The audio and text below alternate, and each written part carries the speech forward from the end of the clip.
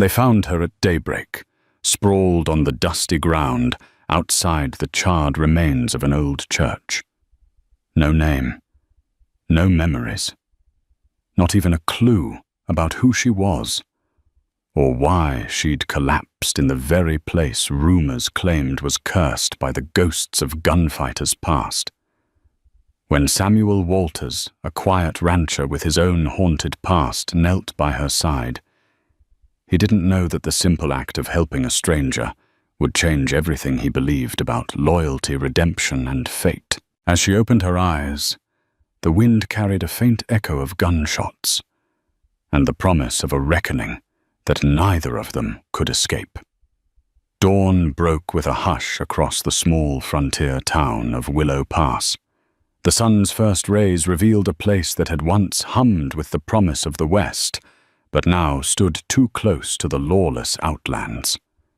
Dust swirled through the single street, fluttering along the boarded storefronts, the lone saloon and the rotted fence posts where tumbleweeds piled up. High above, crows gathered on the crossbeam of a burned church, squawking out an eerie morning chorus. Samuel Walters, a wiry rancher in his early 30s, reined in his horse on the edge of town. He needed supplies, cornmeal flour, and nails to repair the chicken coop.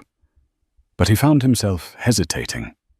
An inexplicable tug urged him to ride a little further up the side road beyond the dry well, a path that led to a place he normally avoided. The remains of the old Holy Trinity Church beckoned in the shifting morning light, blackened timbers, standing like a monument to some unspeakable tragedy. He'd heard stories about the church, as had everyone around Willow Pass. The place burned down 5 years ago, in what folks said was an accident, though no one could explain the rumors of gunshots heard that same night. People said the caretaker, an elderly priest named Father Clarence, vanished soon after. Others insisted outlaws, led by a man named Briggs Tannen, had set it ablaze for reasons unknown. The half-collapsed charred frame was all that remained, a scorched skeleton, rumored to be haunted by restless spirits. Most folks steered clear, but something this morning urged Sam forward. As he guided his horse closer, he noticed something unusual on the ground near the front steps, a figure lying face down in the dirt. Heart-pounding, Sam tied his horse to a broken hitching post and knelt beside what looked like a woman's motionless form. Her clothes were tattered, a simple cotton dress turned dusty and torn. Her dark hair clung to her face in sweaty strands. He gently turned her over. She seemed to be in her mid-20s, a bruise forming on her temple. She was breathing, thank God, but shallowly. With trembling hands he checked for injuries. Her pulse was weak, and her skin was hot to the touch, feverish maybe from dehydration. He pulled out his canteen, carefully dribbled water onto her lips, and watched as her eyelids fluttered, revealing eyes that shone with confusion, and something else, sheer terror. "You're all right," he said softly, unsure if she could hear him. "I'll get you help." When she parted her lips, Sam leaned in, hoping for words. Hoping. But all he heard was a rasp of breath. And then she collapsed back into unconsciousness, leaving him with more questions than answers. In that moment, Sam felt a slow, sinking certainty in his gut that fate had placed this stranger in his path. He couldn't leave her behind. And he couldn't shake the sense that all the old legends about the burned church, the ghosts, the hidden secrets had just reached out from the ashes and pulled him into a mystery far beyond anything he'd bargained for. Time pressed in on Sam as he struggled to lift the unconscious woman. Years of manual ranch work had made him strong, but she was limp as a rag doll. Carefully, he carried her toward his horse, a sturdy mare named Daisy. The horse snorted in protest, but allowed the extra weight as Sam secured the woman in front of him. He muttered calming words to Daisy, trying not to jostle the stranger too much. Her hair fluttered in the breeze, and Sam noticed a faint scar along her hairline. He wondered if it was from some childhood fall or a more violent incident. Either way, this woman had clearly known hardship. Her arms bore bruises that looked old, and he spotted a cut on her left shoulder that seemed freshly bandaged, yet soiled with dirt. Who had bandaged her? And why was she left out here alone by the ruined church? The wind picked up, carrying dust across the scorched ground. Sam spurred Daisy forward, careful not to gallop. If the woman was in shock or had broken bones, a rough ride could be dangerous. As Willow Pass came into view, Sam braced himself. The town rarely welcomed trouble. Folks here believed in minding their own business, focusing on their homesteads and leaving well enough alone. Bringing in a stranger, especially a female found outside the burned church, was sure to stir the rumor mill like a dust devil in high summer. He headed straight for Dr. Howard Gillespie's clinic. The doctor, a gruff but kind man in his 60s, was Willow Pass's only source of medical help.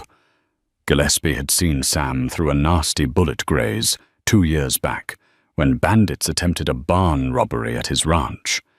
Sam trusted him with his life, and now he hoped the doctor could save this unknown woman. Sam dismounted in front of a small building with a chipped white sign reading, Dr. H. Gillespie, physician and surgeon. He pounded on the door, calling Doc, "Open up. We got an emergency." He heard fumbling inside before the door swung wide. Sam Walters.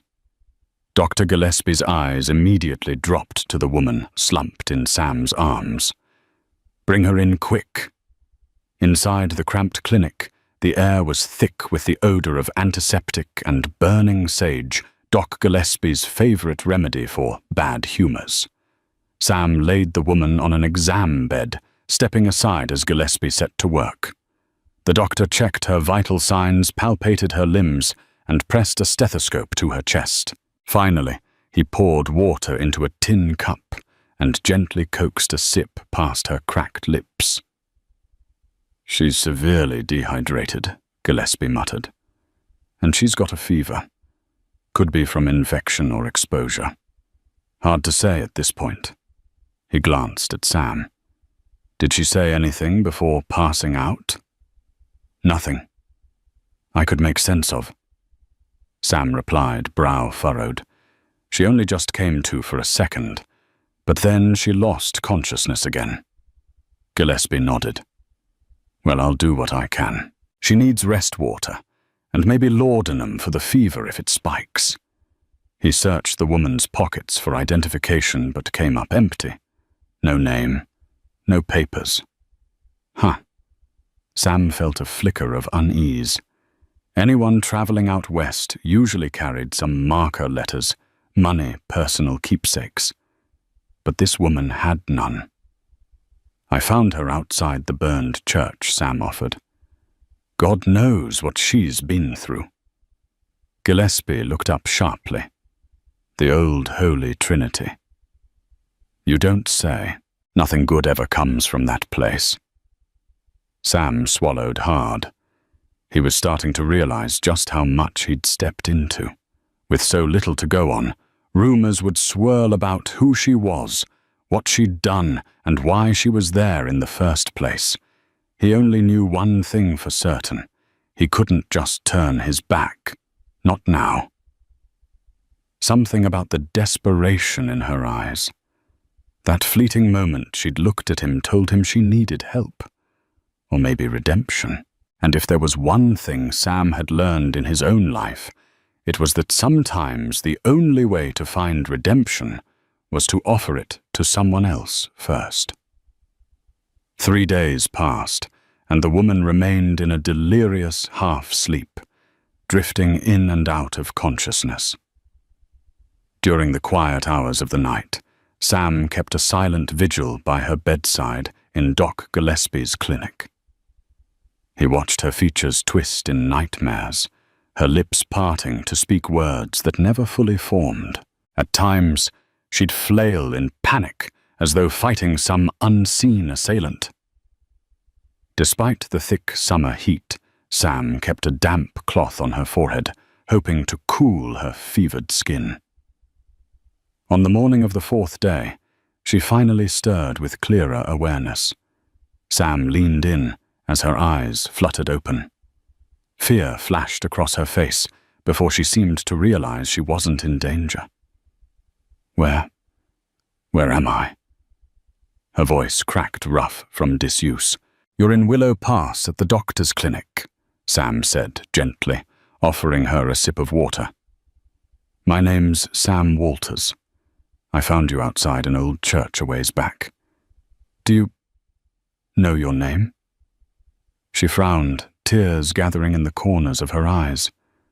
Her voice trembled when she finally spoke. I'm not sure. Everything's so foggy. Doc Gillespie entered, then carrying a bowl of warm broth. The woman's eyes flicked to the doctor, and then back to Sam. Gillespie sat beside her, checking her pulse. How are you feeling, miss? She hesitated, one hand drifting to the bandage on her shoulder. Sore. Tired. My head hurts. I don't remember much. Sometimes I see flashes, faces places, but they vanish. Gillespie pursed his lips, then nodded at Sam. We'll give you time.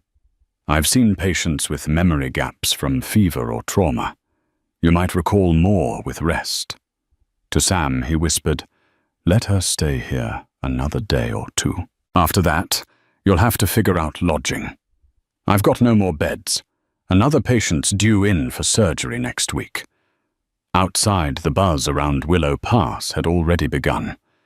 Gossips like Mildred Perkins, who ran the local seamstress shop, had taken to calling the mysterious woman a wandering stray, or insinuating she might be a criminal on the run. Sam's closest friend, Toby Martinez, had already heard 3 versions of the story. In one, she was an outlaw's wife. In another, a Pinkerton agent in disguise.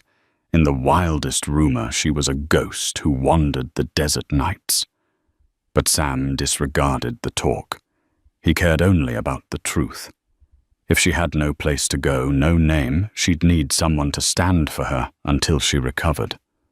Against his better judgment, Sam decided he would be that person. Doc Gillespie, after all, was a physician, not a caretaker. Besides, Sam's ranch, 3 miles outside Willow Pass, had an extra room. It was modest, but it was safe. By late afternoon, as the woman napped, Sam found himself pacing the clinic's porch. A part of him questioned whether he was getting in over his head. Caring for a stranger, especially one with a fractured memory, could invite trouble he didn't need. His ranch was already under threat from drought and local rustlers, but Sam had made up his mind. He wasn't about to toss her to the wolves. Before sunset, he made a final decision. If Doc Gillespie cleared her to leave tomorrow, he'd bring her home. She might remember her name eventually, or maybe someone from her past would come looking. In the meantime, Sam felt a strange pull, as though he owed her something. Or perhaps it was the other way around, that by helping her piece together her lost identity, he might find answers to the questions that had long haunted his own life. While the woman slept through another feverish night, Sam's mind drifted back to Holy Trinity Church. He had avoided the site ever since its grim destruction 5 years prior, just about when he'd first come to Willow Pass. Though Sam hadn't witnessed the blaze himself, he remembered the talk of outlaws' gunfire and the charred remains of pews. Some said Father Clarence had run off, though a few believed he perished in the fire. Sam once heard a rumor that Father Clarence had kept a secret ledger, a list of sins and transgressions from some powerful townsfolk. But like most rumors in the West, it was impossible to confirm. As curiosity gnawed at him, Sam found himself visiting the local archives. Tucked in a corner of the small courthouse was a cramped room filled with boxes of old records. He didn't know exactly what he was looking for, but if the woman had some connection to the church, maybe there'd be a clue buried in old documents. The clerk, a bored older man named Mr. Alcott, squinted at Sam through thick spectacles. "You again?" Alcott asked, pushing aside a newspaper. "You're not here to argue water rights, are you, no, sir?" "Looking for records on Holy Trinity Church," Sam replied. "Before the fire." Alcott sighed, rummaging through dusty file drawers. "Not much, but let's see." He pulled out a slim folder. Inside were yellowed pages, land deeds, donation lists, and a few brief ledgers with the church's inventory of Bibles and hymnals. Sam flipped through them carefully, pausing at a donation ledger. He spotted a familiar name, Clara Tannen. She had donated a significant sum only a month before the church burned. Tannen. The name set Sam's teeth on edge. Briggs Tannen was rumored to be the outlaw who had terrorized the region, known for shaking down small ranchers. Was Clara related to Briggs, a sister, a cousin, or even a wife? Another entry caught his eye. Wyatt Earp had allegedly passed through Willow Pass and contributed a small donation. Sam found that curious. Wyatt Earp was a well-known figure drifting around the southwestern territories in those days. The presence of such a name in the ledger suggested that Holy Trinity Church was once well regarded a place travelers and locals alike respected. But how had it all ended in flames? Sam closed the folder with more questions than answers. If Tannen's name was involved, it usually spelled trouble. Perhaps the woman was entangled with those outlaws, maybe even a victim or a loose end. They tried to silence. Sam's stomach churned at the thought. If that were true, then she could be in danger simply by virtue of being alive and not remembering what she knew. After returning the files, Sam stepped back into the courthouse hall, mind racing. Toby Martinez was waiting outside, arms folded. He'd evidently followed Sam, worried about the rumors swirling around town. Toby raised an eyebrow. "You still dealing with that woman from the church? People are talking. Some say she's cursed, Sam." Sam snorted. "She's just a woman who's hurt and has no memory. She's not some hex." Toby leaned in. "Maybe. But I heard from Deputy Blair that Briggs Tannen's gang's been spotted near the old stagecoach route. They're rounding up folks who might have seen something they shouldn't. Could be they're after her. That's exactly why I'm looking for answers, Toby. If she's tied to Tannen somehow, I need to know." Sam exhaled, exhaustion creeping into his voice. "I already decided I'm bringing her to my ranch tomorrow. If Tannen is behind her injuries, I can't leave her alone.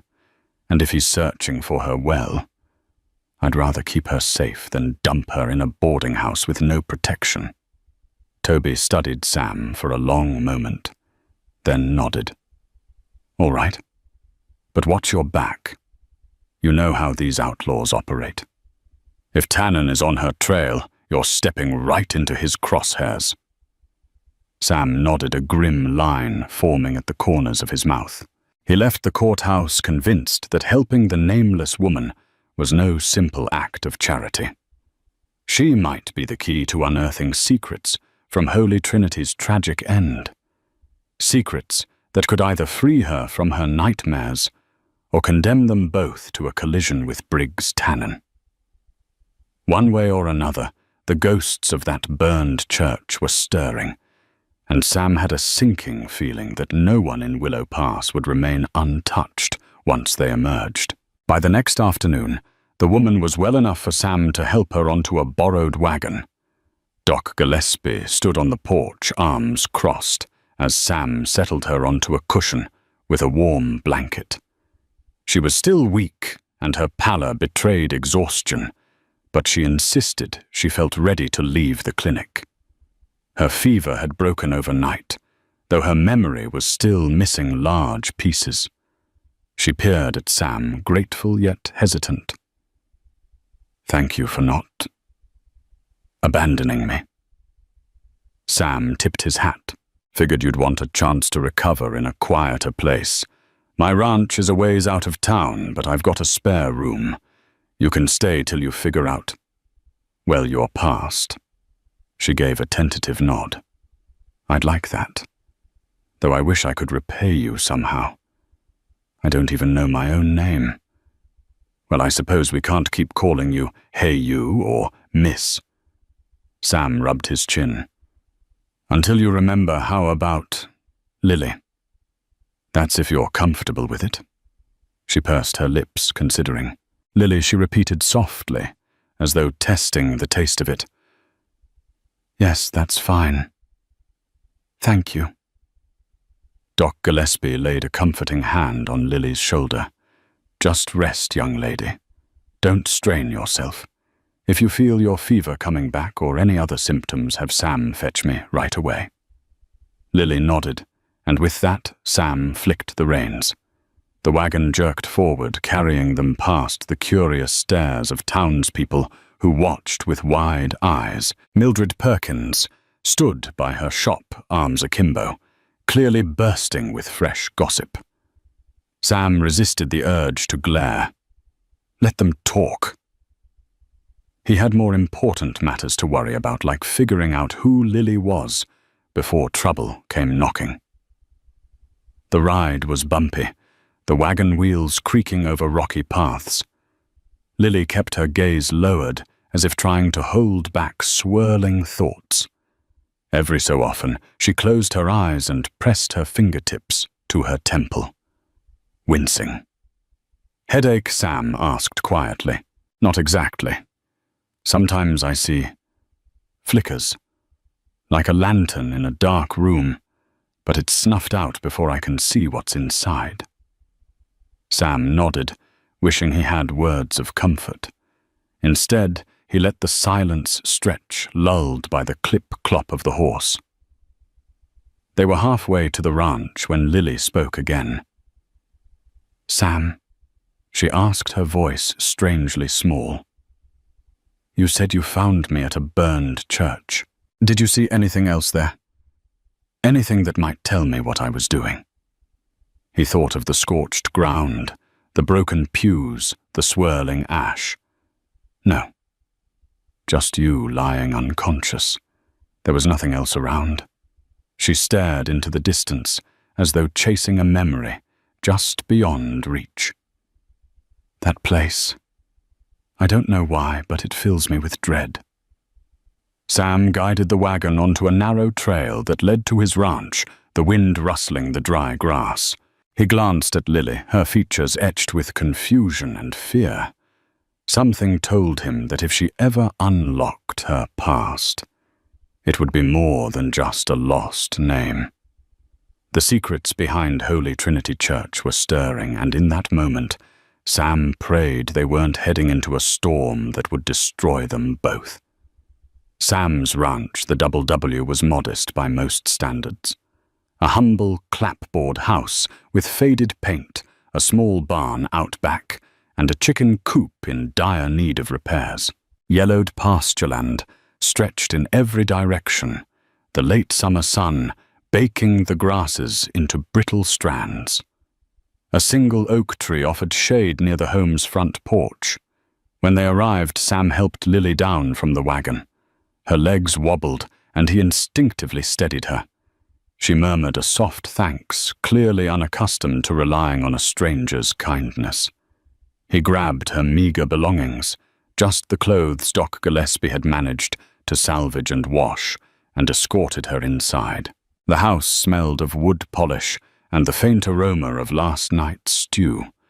In the living area stood a worn leather armchair, a few shelves holding Sam's collection of ranch ledgers and the occasional dog-eared novel, and a weathered rug that had seen better days. Sam guided Lily to a small bedroom off the hallway. The bed frame was simple pine topped with a faded patchwork quilt. "It ain't much," Sam admitted, rubbing the back of his neck, "but it's comfortable and it's private." Lily gazed around, her eyes reflecting a strange mix of gratitude and lingering disquiet. "It's more than enough, Sam." "Thank you." He motioned to a pitcher of water and a basin on the dresser. "Take it easy. Clean up, rest as much as you need. I'll leave you to get settled." She nodded, managing a faint smile. Sam shut the door behind him and exhaled. He wasn't used to anyone else living here, and it felt odd to have another soul in the house. Yet at the same time, he couldn't deny a subtle sense of relief. The ranch had felt too empty since his mother passed away a few years back, and now it was as though the place held new purpose. That evening, Sam prepared a simple supper of cornbread and beans. They ate quietly at the small kitchen table, sunlight streaming through the window. Lily pushed the beans around her plate, occasionally glancing at Sam. He sensed she wanted to ask him something but was hesitant. Finally she spoke. "I saw that you have a photo on the mantel. A woman and a young boy. Is that your family?" Sam glanced down, remembering the picture. "Yeah. My ma and me when I was about 6. She died 2 years ago. Pneumonia." Lily's gaze softened. "I'm sorry." He shrugged, forcing a tight smile. "She was all I had left. My pa died in a mining accident when I was small, so it was just me and her. When she got sick, I did everything I could, but sometimes you can't stop these things." Lily reached across the table, briefly touching his hand. "Thank you for helping me. I don't remember if I have anyone out there looking for me, but for now, this place feels safe." Warmth flooded Sam's chest at her gentle gratitude. He cleared his throat, shifting in his chair. "You're welcome. We'll figure things out, Lily. With some time, and maybe some digging. We'll find out who you are." She nodded, though the worry in her eyes remained. They finished their meal. The only sounds the scrape of forks and the low creak of the house settling. Outside, the golden glow of sunset gave way to dusk, the sky awash in fiery red and pink. Sam stepped onto the porch after clearing the table, letting the cool evening air brush against his face. For the first time in a long while, he felt the stirrings of hope, yet a shadow nagged at the back of his mind. Lily had lost her memory near that cursed church, and the name Briggs Tannen still hung ominously over everything. If Tannen was involved, danger was never far behind. Sam pulled his coat tighter, gazing across the darkening horizon. Tomorrow he would begin searching for more pieces of Lily's puzzle. But tonight at least they had a measure of peace. Late into the night, a faint cry drew Sam from a restless sleep. He bolted upright, heart pounding.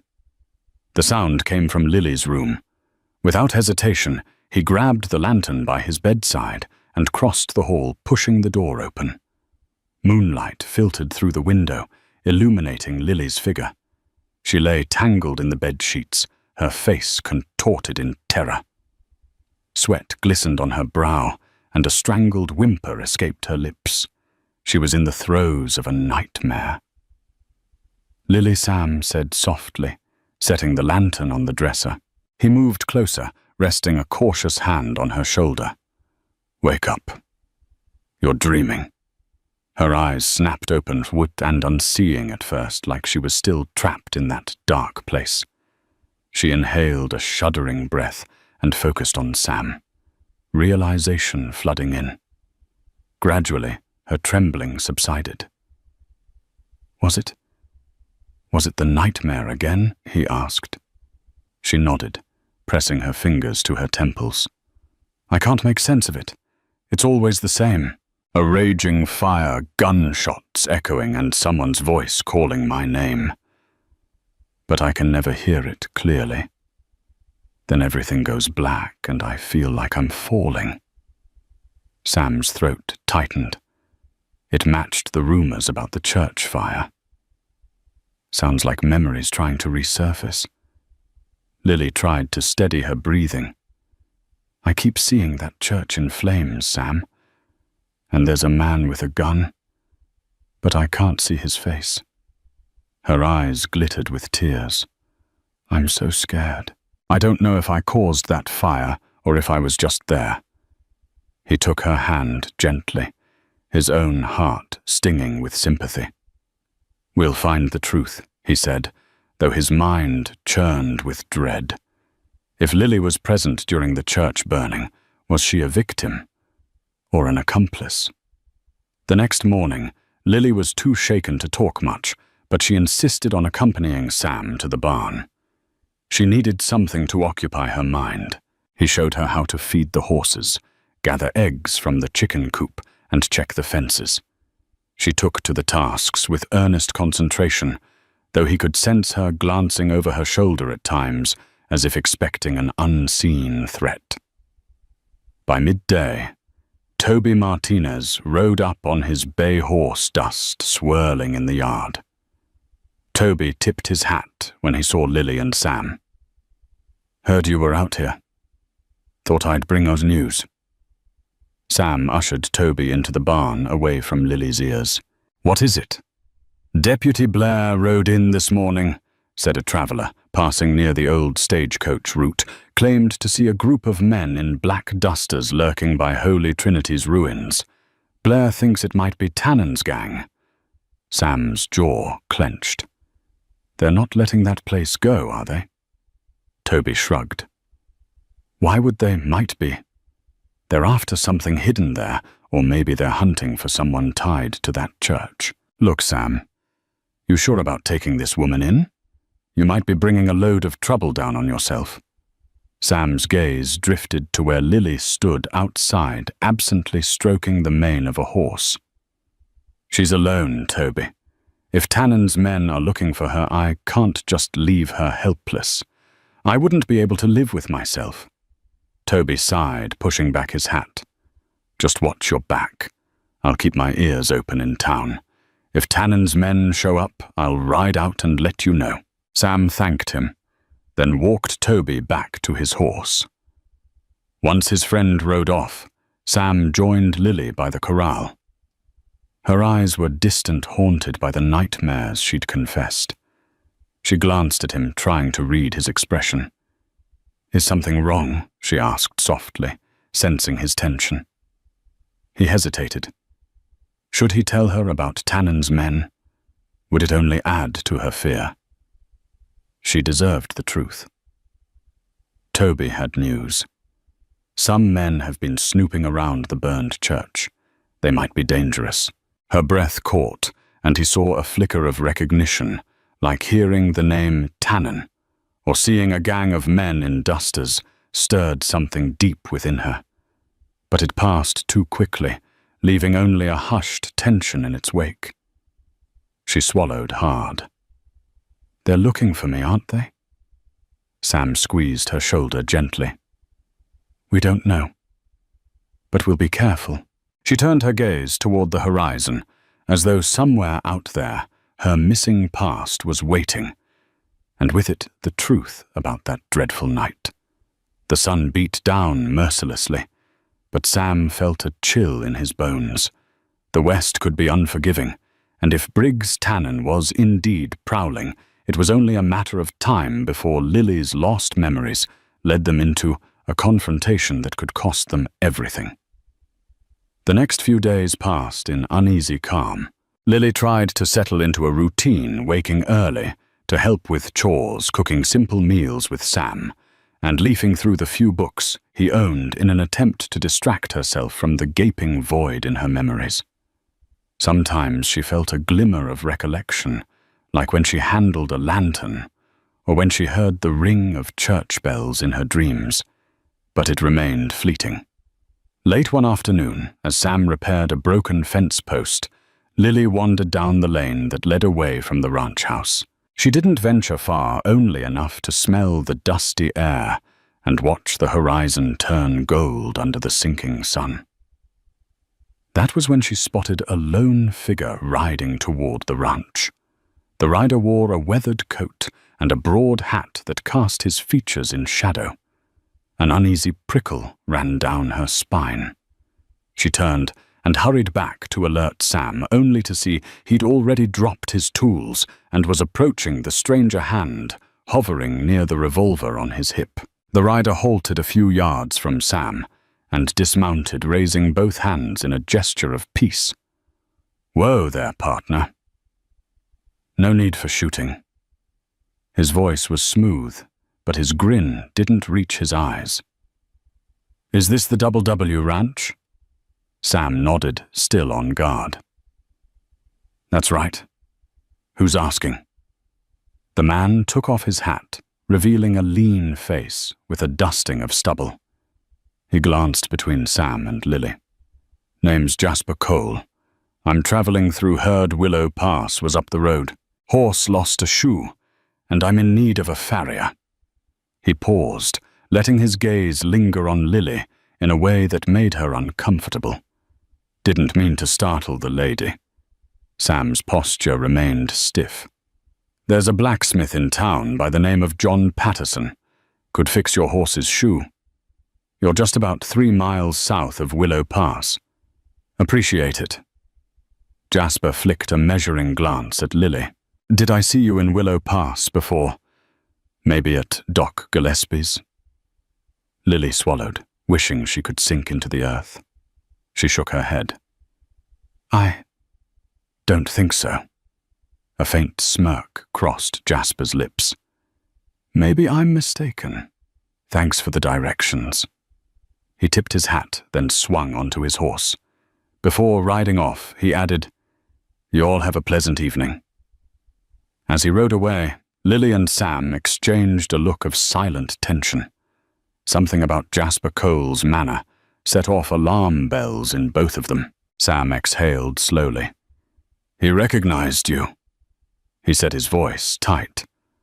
"Could be one of Tannen's men." Fear flickered in Lily's eyes. She hugged her arms. "I didn't like how he looked at me." Sam rested a hand on her shoulder. "We'll be ready if he comes back." "Don't worry." But worry she did.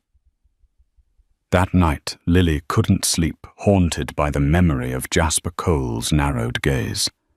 She paced her bedroom, wishing she had some memory of whether she truly knew him. Was he part of her past, or just a harmless stranger passing by? In the darkness, she closed her eyes and pressed a palm to her forehead. If only the nightmares would reveal more. If only her mind would show her what happened that night at Holy Trinity. Because one thing was certain, the more time passed, the more danger seemed to converge around her. And Lily sensed that Jasper's visit was but the first ripple in a coming storm that could sweep them all away. A gusty wind rattled the windows of the ranch house that evening, carrying the scent of an approaching storm. Sam sat at the kitchen table with a lantern lighting the shadows, sorting through old receipts and bills of sale for the ranch. Lily hovered nearby, her hands twisting nervously in her lap. She'd barely touched the supper. Sam prepared her appetite, lost to the anxiety gnawing at her. Finally, she took a seat across from him. "Sam," she said softly, "I need to talk about something I keep seeing in my dreams." He set aside the papers, focusing on her troubled expression. "Go on," he encouraged gently. She inhaled shakily. "There's a night sky thick with smoke. I'm running along a hallway, pews on either side, so it's definitely a church. I can feel the heat on my face, fire all around me. Then there's a man yelling, "Get out! Run!" But I don't know who he is. I hear gunshots behind me and I'm holding something in my hand. Something metal, like the key. Sam's brow furrowed. A key to what? She shook her head. I don't know. I can't see it clearly. I just know it feels important. Like it's the reason they're after me. The lantern flame flickered, casting dancing shadows on the walls. Sam leaned forward, voice low.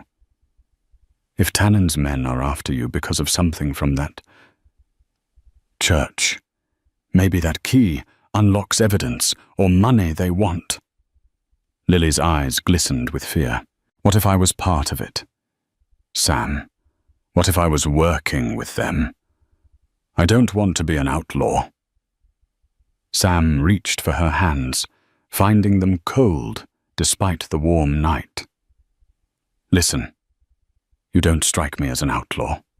Everything I've seen says you're someone kind and honest, but we won't know until we dig deeper.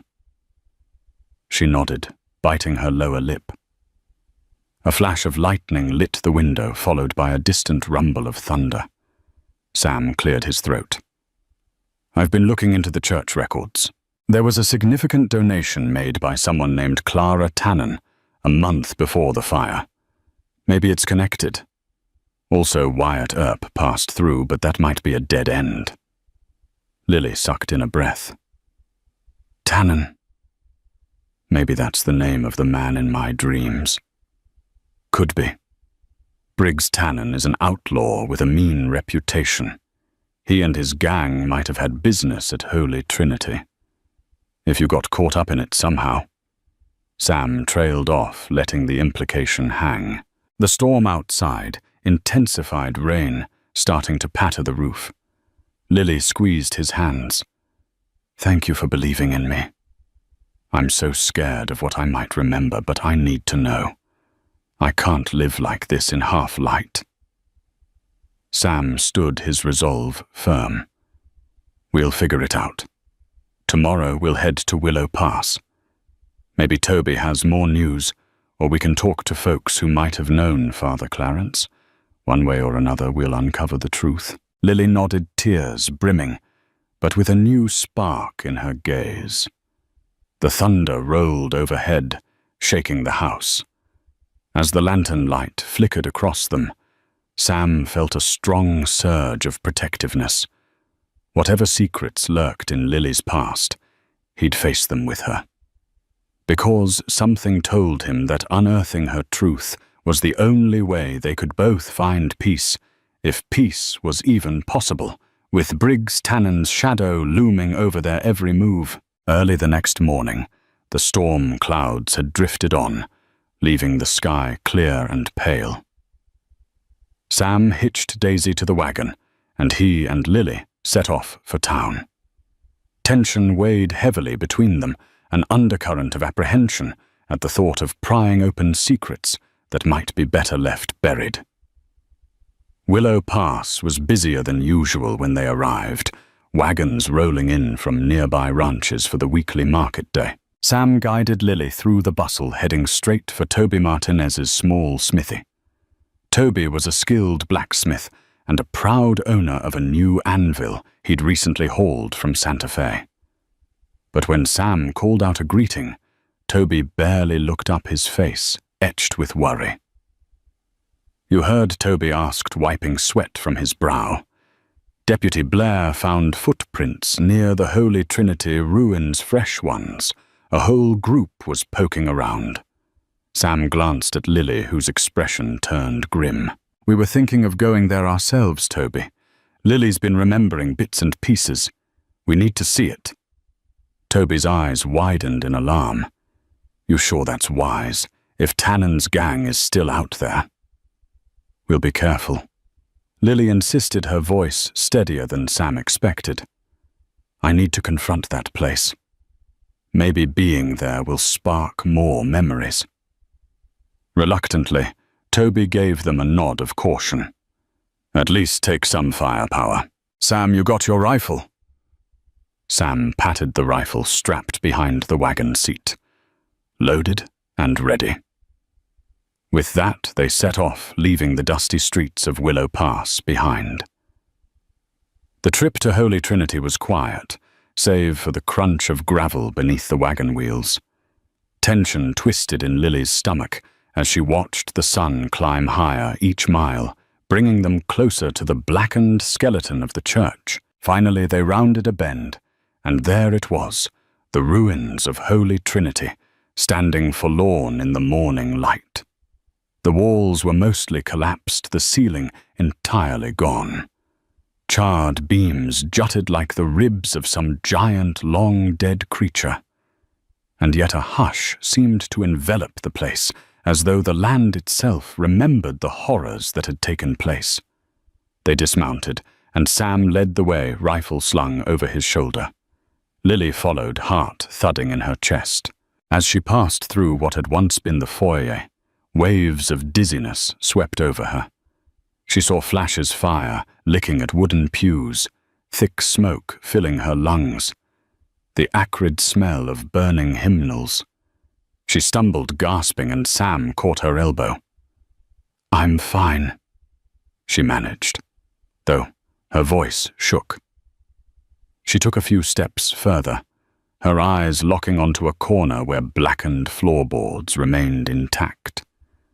Something about that spot called to her. She knelt, running her fingertips over the scorched wood. A jolt of memory struck like lightning.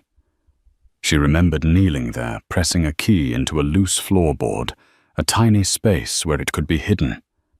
Her breath caught. Sam. There might be something here. He knelt beside her, glancing around warily. We should be quick. With trembling fingers, Lily pried at the edge of a floorboard. The old wood splintered, revealing a small cavity beneath. Her heartbeat hammered as she reached inside. Her fingers brushed against cold metal, a key. She held it up, eyes wide. A rush of fear and recognition washed over her. This was the key she'd seen in her dreams. But to what? Before she could speak, Sam's grip tightened on her shoulder. He stood abruptly, scanning the area. "Someone's coming," he whispered, pointing toward a trio of figures on horseback at the far edge of the ruins. Lily's blood ran cold. The men wore dark duster's hats pulled low. Their horses snorted, stomping at the scorched ground. "We need to go," Sam hissed. Clutching the key in her hand, Lily scrambled to her feet. But as they turned to flee, the horsemen spurred forward, cutting off their path. One of them called out, voice echoing across the devastation. "Well, if it isn't the little lady we've been looking for. And she's got a friend." Lily's heart slammed in her chest. The past was no longer just a missing puzzle. It had arrived in flesh and blood, armed with guns and a menacing sneer. And there was no telling if either of them would leave Holy Trinity's ashes alive. Sam's rifle felt heavier than usual as he tightened his grip. Lily stood at his side, the key clutched in her trembling hand. The three horsemen advanced slowly, fanning out to surround them. A swirl of dust rose around the hooves of the horses, creating a gritty haze in the early sun. The man in the center, presumably the leader, tipped his hat up with one gloved finger. A jagged scar ran across his cheek. His voice was smooth, mocking. "We've been looking for you, Lily, or should I say Mara?" Lily's breath caught her mind reeling. Mara. Was that her real name? She looked desperately at Sam, who kept his rifle leveled at the men. "Back off," Sam warned, voice steady. Scarface laughed. "Easy there, cowboy. We just want what belongs to us." Hand over the key. Lily's pulse thundered. How did they know about the key? She glanced down at the metal in her grip. This key. What does it open? Another man snorted. Don't play dumb, missy. It's the ledger box. Father Clarence's ledger. Names blackmail and more people to paying big money to keep it quiet. You were supposed to bring that key to the meeting. Instead, you ran off and tried to hide it. Got the church burned in the process. Now enough questions. Hand it over. A wave of nausea rolled through Lily. Images flashed a priest handing her the key, instructing her to protect it at all costs. The voice from her dreams was his, urging her to escape. Had Father Clarence entrusted her with damning information on people like Briggs? Tannen Scarface drew his revolver. Give us the key.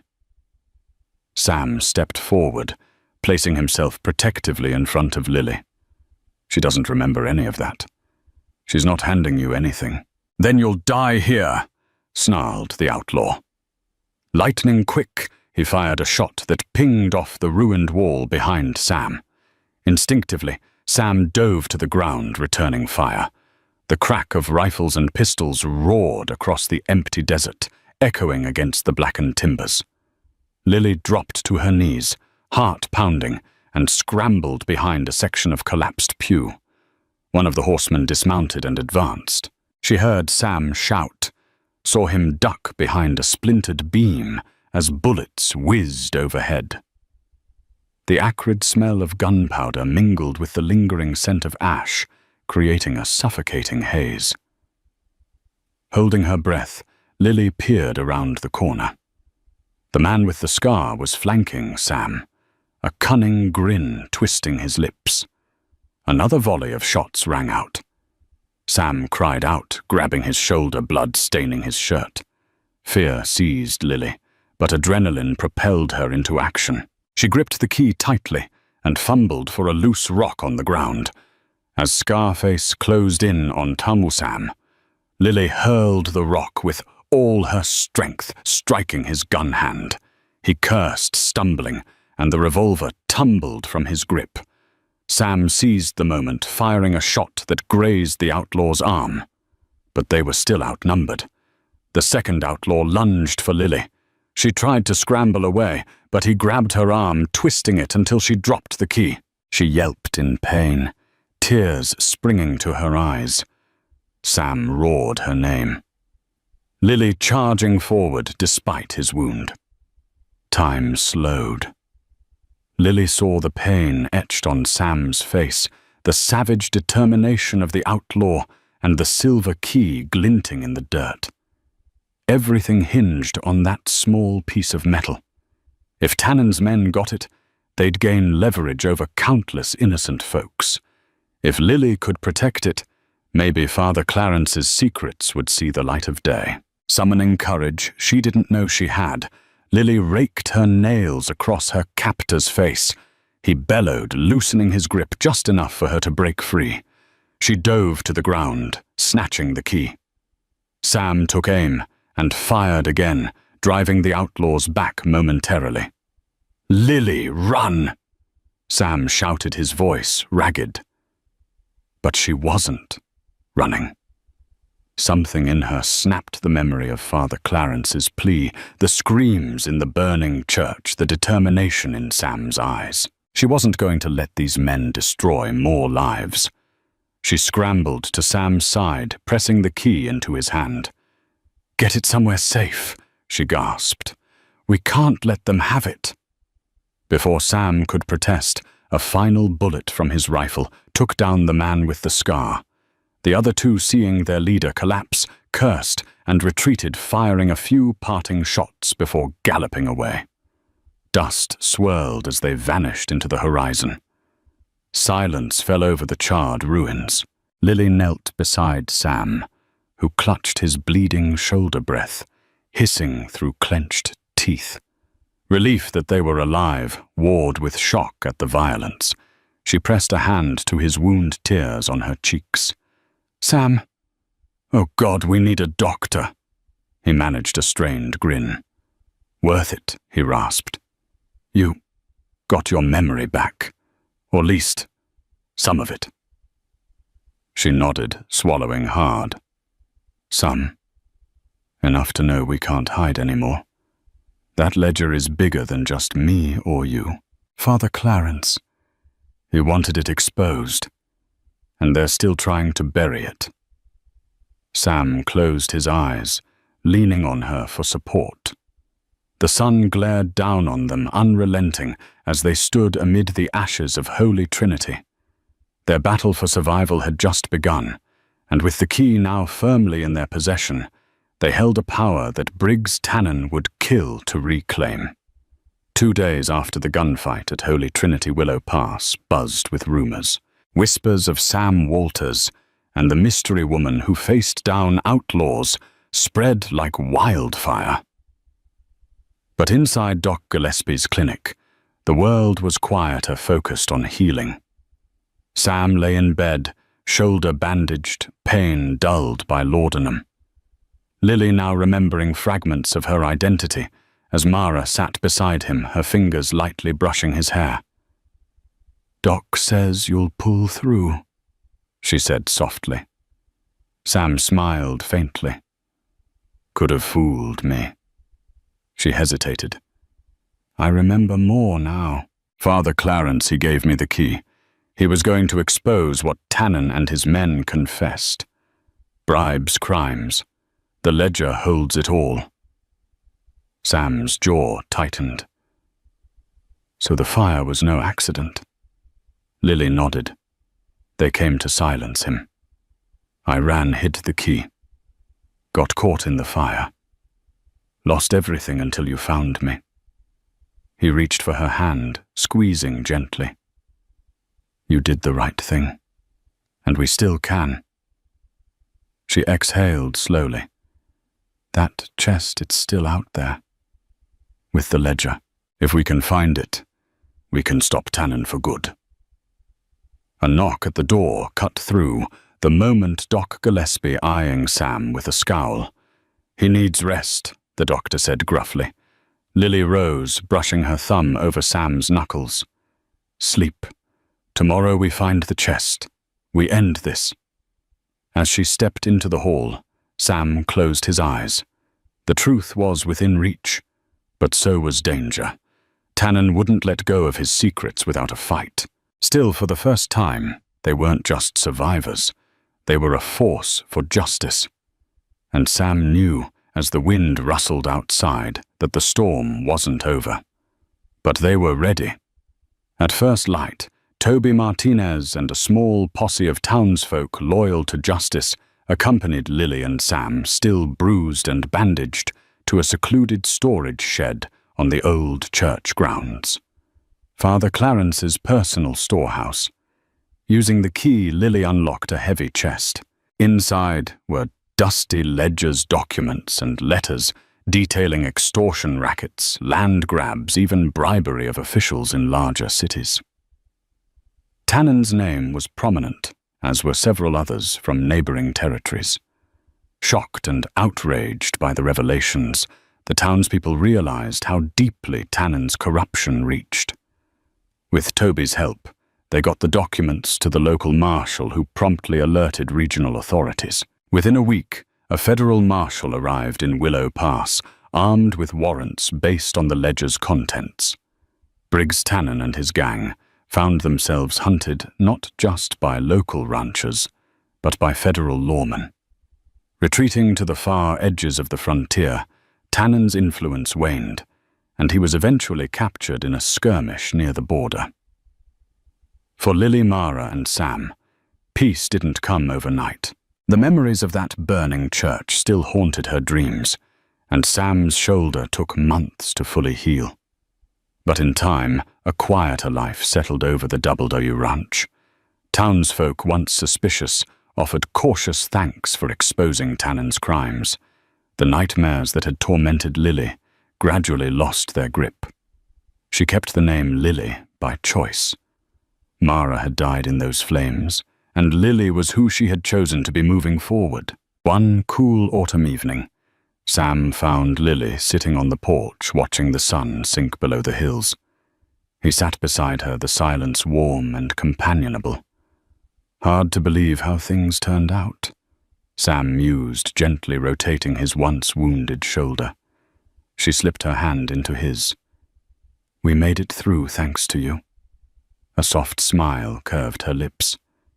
Thank you for not giving up on a stranger, for helping me find myself. He returned her smile gaze, lingering on the horizon, where the sky blazed with oranges and reds. You saved me too, Lily. Gave me a reason to keep fighting for what's right. Maybe we both found something in all this.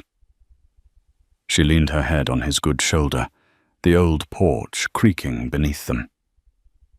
Amid the dusty plains and a once-cursed church, they had unearthed a bond forged in fire secrecy and redemption. And though the West remained a place of dangers and uncertainties, they had each other.